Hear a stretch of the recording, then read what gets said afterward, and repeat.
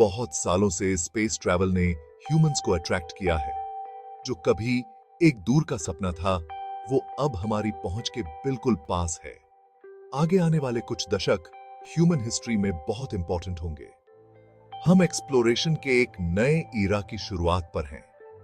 एक ऐसा ईरा जो हमें पहले से कहीं ज्यादा कॉस्मोस में ले जाएगा। हमारी नजरें मार्स पर टिकी हैं। लाल ग्रह हमारे सोलर सिस्टम के सीक्रेट्स को अनलॉक करने का प्रॉमिस रखता है। हो सकता है कि इसमें उस सबसे बड़े सवाल का जवाब भी छिपा हो। क्या हम इस यूनिवर्स में अकेले हैं? हालांकि मार्स का सफर डरपोक लोगों के लिए नहीं है। ये एक ऐसा सफर है जो खतरों से भरा हुआ है। यह ह्यूमन इंजेन्युइटी और रिजिलियंस की हदों को पार कर जाएगा, लेकिन इसके रिवॉर्ड्स अनमोल हैं। किसी दूसरे ग्रह पर कदम रखने, एक नई दुनिया को एक्सप्लोर करने और यूनिवर्स की हमारी समझ को बढ़ाने का अपॉर्चुनिटी एक ऐसा चैलेंज है जिसे हम एक्सेप्ट करने को तैयार हैं। हम खोज के एक नए युग की दहलीज पर खड़े हैं। एक ऐसा फ्यूचर जहां मानवता एक मल्टी प्लैनेटरी स्पीसीज बन जाती है, अब सिर्फ साइंस फिक्शन की कल्पना नहीं रही। यह एक ऐसा फ्यूचर है जिसे हम एक्टिवली बना रहे हैं। एक्सप्लोरेशन का स्पिरिट हमारे डीएनए में गहराई से रचा बसा है। पहले के नाविकों से लेकर उन पायनियर्स तक जिन्होंने आसमान को जीता, इंसानों ने हमेशा ही जहां दुनिया की सीमाओं को पार करने की कोशिश की है। अब हम अपनी नजरें एक नए होराइजन, एक नए फ्रंटियर मार्स पर टिकाते हैं। और इस बार हम सिर्फ एक्सप्लोरेशन के लिए ही एक्सप्लोर नहीं कर रहे हैं, बल्कि अपनी प्रजाति के सर्वाइवल के लिए भी। मार्स तक पहुंचने के लिए हमें पावरफुल और रिलायबल रॉकेट्स बनाने होंगे। ये वो विशालकाय रॉकेट्स हैं जो हमें स्पेस के इस विस्तृत खाई को पार कराएंगे। स्पेसएक्स जैसी कंपनीज और नासा जैसी गवर्नमेंट एजेंसीज इस एफर्ट को लीड कर रही हैं। ये नेक्स्ट जनरेशन स्पेसक्राफ्ट डेवलप कर रहे हैं जो ह्यूमंस और कार्गो को मार्स और उससे आगे तक पहुंचा सकते हैं। विजनरी इलॉन मस्क के नेतृत्व वाला स्पेसएक्स स्टारशिप डेवलप कर रहा है। यह फुली रीयूजेबल स्पेसक्राफ्ट एक बार में 100 पैसेंजर्स और 100 टन कार्गो को मार्स तक ले जाने के लिए बनाया गया है। स्टारशिप रैप्टर इंजन से पावर्ड है। ये इंजन्स फ्यूल के रूप में लिक्विड मीथेन और लिक्विड ऑक्सीजन का यूज करते हैं।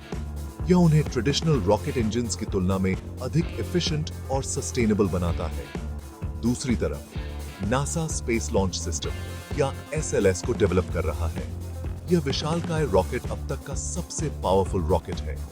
एसएलएस को एस्ट्रोनॉट्स को ओरायन स्पेसक्राफ्ट में ले जाने के लिए डिजाइन किया गया है, जो कि डीप स्पेस मिशंस के लिए बनाया गया एक कैप्सूल है। इन पावरफुल रॉकेट्स का डेवलपमेंट सिर्फ पहला कदम है। स्पेस ट्रैवल को ज्यादा एक्सेसिबल बनाने के लिए हमें कॉस्ट्स को कम करना होगा। रीयूजेबिलिटी बहुत जरूरी है। स्टारशिप जैसे रॉकेट्स जिन्हें फुली रीयूजेबल बनाया गया है, स्पेस ट्रैवल में एक बड़ा बदलाव लाएंगे। इनमें पेलोड्स और ह्यूमंस को स्पेस में लॉन्च करने की कॉस्ट को काफी हद तक कम करने की क्षमता है। यह अधिक फ्रीक्वेंट और एम्बिशियस मिशंस का रास्ता साफ करेगा। मार्स का सफर चैलेंजेस से भरा हुआ है। स्पेस एक हार्श और अनफॉरगिविंग एनवायरनमेंट है। एस्ट्रोनॉट्स को कई तरह के खतरों का सामना करना पड़ेगा, जिसमें रेडिएशन एक्सपोजर से लेकर साइकोलॉजिकल स्ट्रेस तक शामिल है। इस लंबे और कठिन सफर के दौरान उनकी सेफ्टी और वेलबीइंग को इंश्योर करना सबसे जरूरी है। एस्ट्रोनॉट्स के लिए सबसे बड़ा खतरा रेडिएशन है। अर्थ के विपरीत मार्स का एटमॉस्फेयर बहुत पतला है और इसमें ग्लोबल मैग्नेटिक फील्ड की कमी है। यह इसकी सतह को हानिकारक कॉस्मिक रेज और सोलर फ्लेयर्स के संपर्क में लाता है। इन हाई एनर्जी पार्टिकल्स के लगातार संपर्क में रहने से डीएनए को नुकसान पहुंच सकता है और कैंसर का खतरा बढ़ सकता है। एक और चैलेंज है रिसोर्स मैनेजमेंट। मार्स की यात्रा में लगभग 6 से 8 महीने लगेंगे। इस दौरान एस्ट्रोनॉट्स को सेल्फ सफिशिएंट होना होगा। उन्हें यात्रा के लिए जरूरी सारा खाना, पानी और अन्य सप्लाईज अपने साथ ले जाने होंगे। इन चैलेंजेस को ओवरकम करने के लिए इनोवेटिव सॉल्यूशंस की जरूरत है। साइंटिस्ट्स और इंजीनियर्स एस्ट्रोनॉट्स को प्रोटेक्ट करने के लिए advanced radiation shielding materials develop कर रहे हैं। वे closed loop life support systems पर भी काम कर रहे हैं, जो वेस्ट प्रोडक्ट्स जैसे कि कार्बन डाइऑक्साइड और यूरिन को रिसाइकल करके ऑक्सीजन, पानी और यहां तक कि खाना भी बना सकते हैं। ये technologies long duration space missions के लिए बहुत जरूरी है। मार्स पर एक सस्टेनेबल प्रेजेंस एस्टैब्लिश करने के लिए ये बहुत जरूरी होंगे। Section 4, touchdown on Mars, mastering the descent. Mars पर लैंडिंग करना आसान नहीं है। ग्रह का पतला एटमॉस्फेयर एंट्री के दौरान स्पेसक्राफ्ट को स्लो डाउन करना मुश्किल बना देता है। डिसेंट एक डेलिकेट बैलेंसिंग एक्ट है। इसमें सॉफ्ट लैंडिंग के लिए धीरे धीरे धीमा होते हुए मार्शियन एटमॉस्फेयर को नेविगेट करना होता है।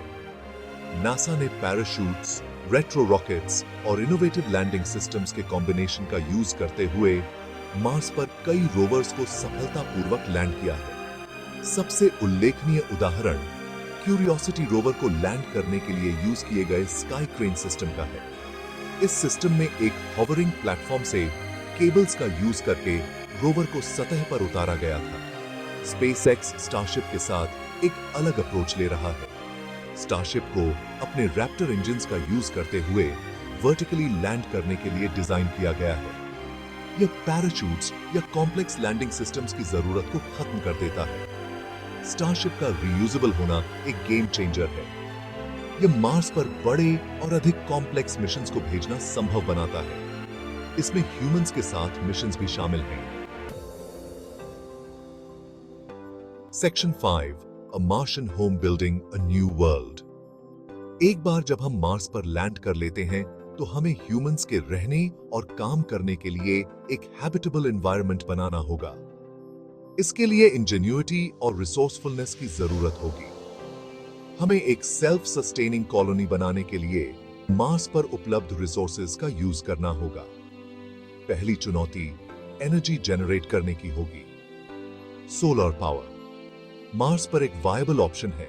हालांकि सूर्य से ग्रह की दूरी का मतलब है कि सोलर पैनल्स को अर्थ पर यूज किए जाने वालों से बड़ा होना होगा। अन्य ऑप्शंस में न्यूक्लियर पावर और जियोथर्मल एनर्जी का यूज करना शामिल है। इसके बाद हमें हैबिटेट्स बनाने होंगे। इन स्ट्रक्चर्स को इनहैबिटेंट्स को हार्श मार्शियन एनवायरनमेंट से प्रोटेक्ट करना होगा।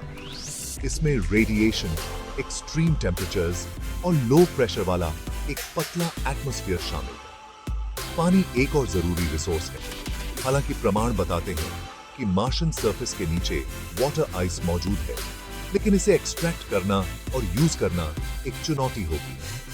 साइंटिस्ट्स एटमॉस्फेयर से और मार्शियन सॉइल में पाए जाने वाले हाइड्रेटेड मिनरल्स से पानी निकालने के तरीकों की तलाश कर रहे हैं। अंत में हमें खाना उगाने के तरीके खोजने होंगे। मार्शियन सॉइल पौधों के लिए टॉक्सिक है, इसलिए हमें इसे एनरिच करने और उगाने के लिए सूटेबल कंडीशंस बनाने के लिए टेक्निक्स डेवलप करने होंगे।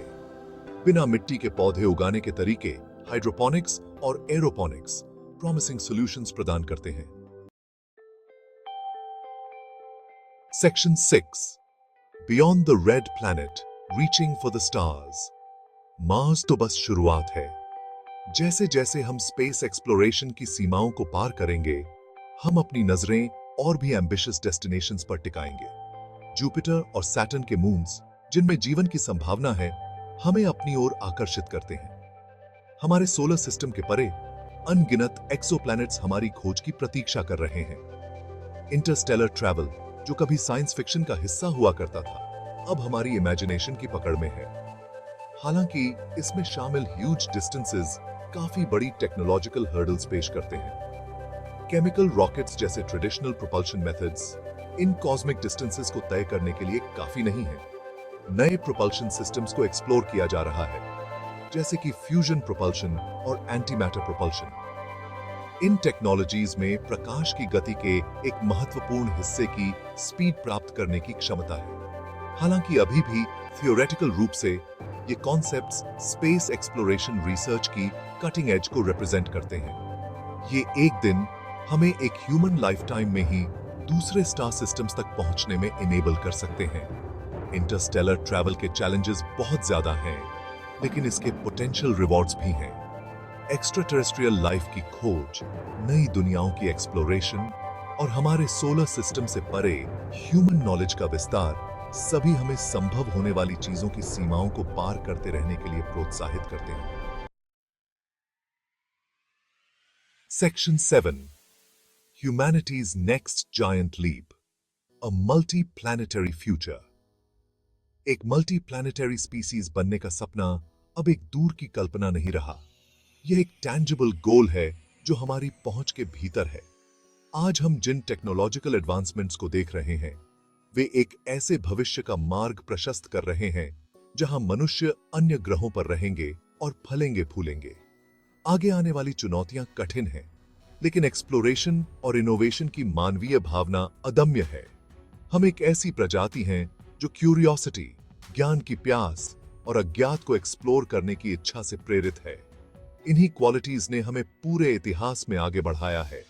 वे हमें तब भी मार्गदर्शन देते रहेंगे जब हम कॉस्मोस में और आगे का साहस करेंगे। एक मेक मल्टी प्लैनेटरी स्पीसीज बनना सिर्फ सर्वाइवल के बारे में नहीं है, यह एक्सप्लोर करने, खोज करने और संभव होने वाली चीजों की सीमाओं को पार करने की हमारी इनहेरेंट डिजायर को अपनाने के बारे में है। यह मानवता के भविष्य को सुरक्षित करने और यह इससे इंश्योर को संभाल है।